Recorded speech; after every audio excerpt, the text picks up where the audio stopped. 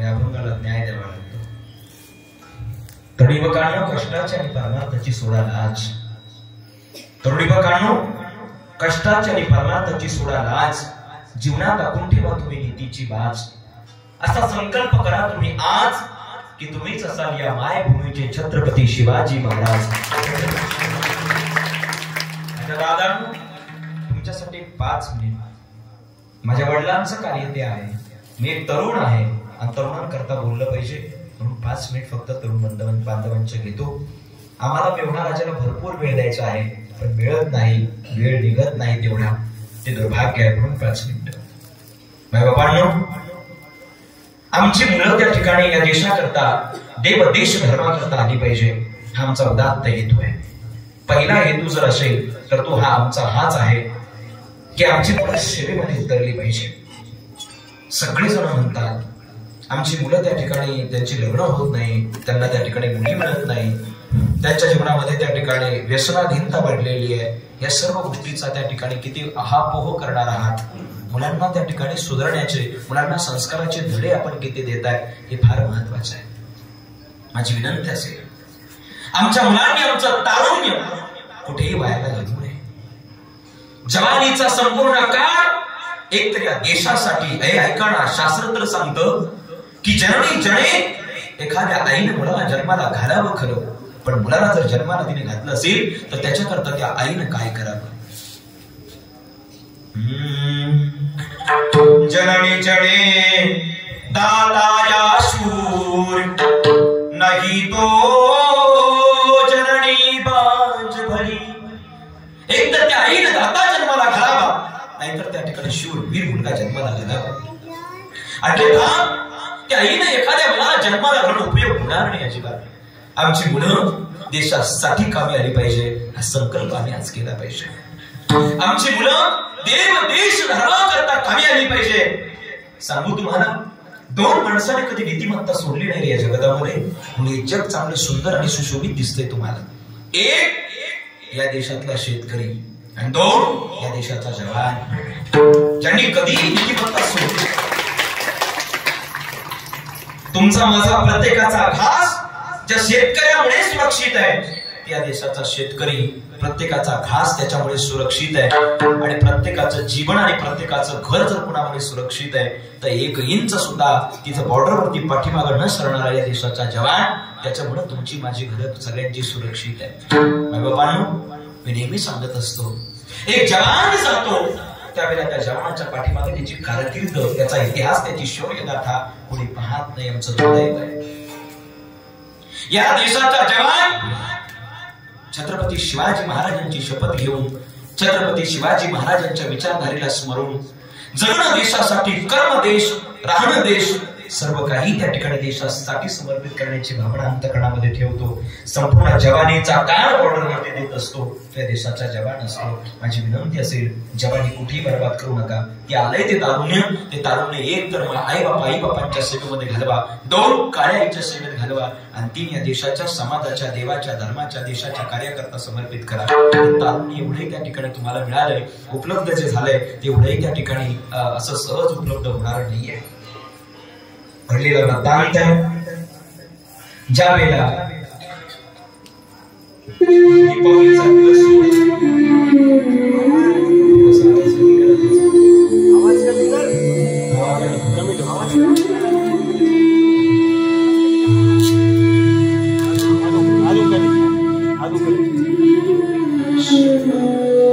शांत चिंताने दीपावलीच्या दिवशी कमी करा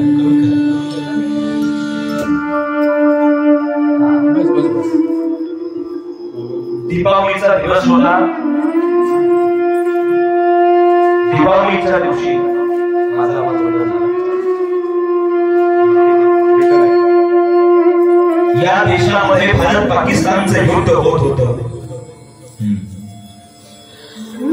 भारत पाकिस्तान युद्ध सीमेवरती दीपावलीच्या दिवशी 2 मुलं महाराष्ट्रातले तरुणांना ऐका. भगतसिंगासारखे बाजूबंद त्या ठिकाणी करून इन्कलाब जिंदाबाद म्हणत म्हणत नारे देत भारत माता की जय म्हणत म्हणत त्या बॉर्डर पर्यंत पोहोचले होते. असं लक्षात आलं होतं की त्या ठिकाणी काही जवान जिथे उपस्थित आहे, ज्या ठिकाणी आहे त्याच ठिकाणी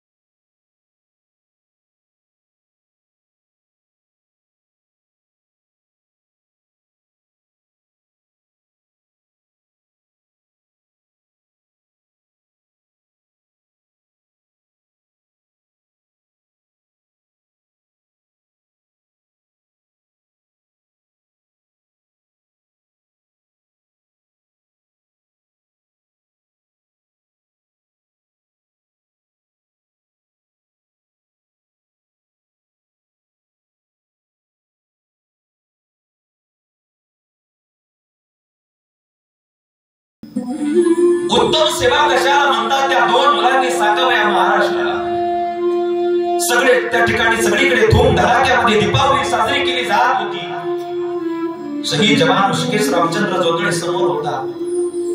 लढायचं देशासाठी, मरायचं देशासाठी. समोर गेलेल्या ऋषिकेश रामचंद्र जोंधळेंनी हातातली बंदूक घेऊन प्रत्येकावरती वार करायला सुरुवात केलेली आहे. पाकिस्तानी लोकांनी त्यांच्यावरती गोळाबार सुरू केलेला आहे.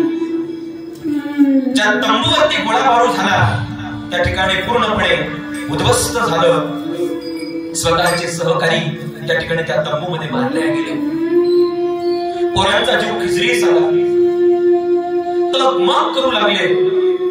झाडाच्या बाजूला लपलेला ऋषिकेश जोंधळे त्याचं आत्मचिंतन लिहित असताना त्या ठिकाणी त्याची आत्मा म्हणत होती, दादांनो तुमचं बलिदान मी वाया जाऊ देणार नाही, मी यांचा बदला घेतल्याशिवाय राहणार नाही. तिथे जागी जाणार ऋषिकेश जोंधळे त्या ठिकाणी त्या बॉर्डर पर्यंत गेला. मनामध्ये कुठलाच विचार केला नाही. भारतात रक्त मारला गेलाय, भारतात शरीर मारला गेलाय, जातीचा पातीचा विचार नाही केला त्या लेकरानं. आणि समोर जाऊन त्या ठिकाणी बॉर्डरवरती तैनात असताना त्या ठिकाणी दहशतवाद्यांना 4 दहशतवाद्यांना कंठस्नान घातलं.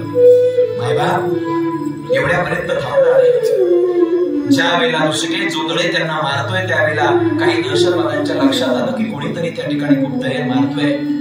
बॉर्डरच्या काही प्रगत भागामध्ये त्या ठिकाणी ही वस्तुस्थिती निर्माण झालेली आहे. दिवाळी जशी त्या ठिकाणी आपण साजरी करत होतो, इकडे लोक फटाके फोडत होते, तिकडे मात्र त्या ठिकाणी त्या बॉर्डरवरती त्या ठिकाणी रक्तरंजित दिवाळी साजरी होत होती. हे पाकिस्तान तेरा ख्वाब नजारा है, नजारा ही रहेगा. ते म्हणतात की जम्मू काश्मीर आमचा आहे पण त्यांचं आमचं भांडण सुरू आहे. पण आमचा देशातला प्रत्येक नागरिक म्हणतो ही भूमीच नाही, इथला प्रत्येक नागरिक माझा प्रत्येक नागरिक माझ्या घरचा आहे, तो माझा श्वास आहे. उत्तम सेवा या देशाची जवान करतात. ऋषिकेश जोंधळे समोर गेला.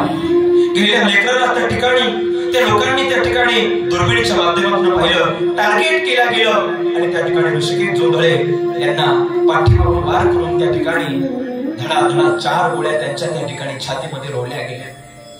मुलगा धारातीर्थ पडला.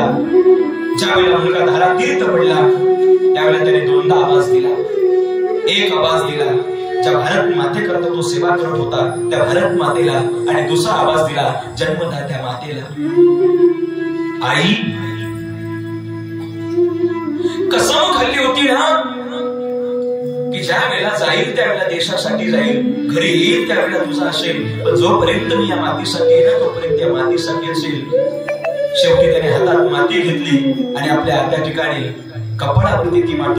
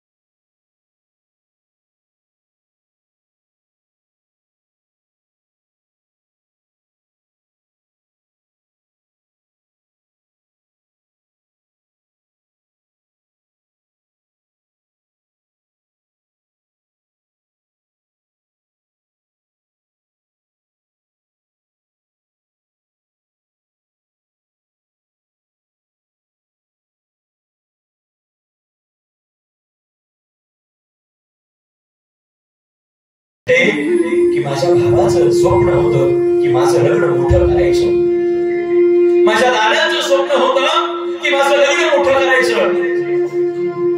माझ्या दादासाठी मला त्या ठिकाणी भाऊबीजेच्या दिवशी त्या ठिकाणी मला ओवाळावं लागतंय. भाऊबीजेचा दिवस आहे आणि भाऊबीजेच्या दिवशी त्या दादाला ओवाळावं लागतंय. कशा स्वरूपात? पार्थिव स्वरूपामध्ये. मायबाप पार्थिव स्वरूपात त्याचा त्या ठिकाणी भाऊ आलेला आहे, लेकरू समोर पडलेलं आहे, आई पाहते, बाप पाहतो. त्यावेळेला अंतःकरण त्या ठिकाणी गदगदित होतं आणि सर्व लोक पाहतात, नारे दिले जातात, सगळे लोक म्हणतात, हे मेरे वतन के लोगों, तुम खूब लगाओ नारा, ये शुभ दिन है हम सबका, लहरा दो तिरंगा प्यारा, ये पर्वत बोलो सीमा पर,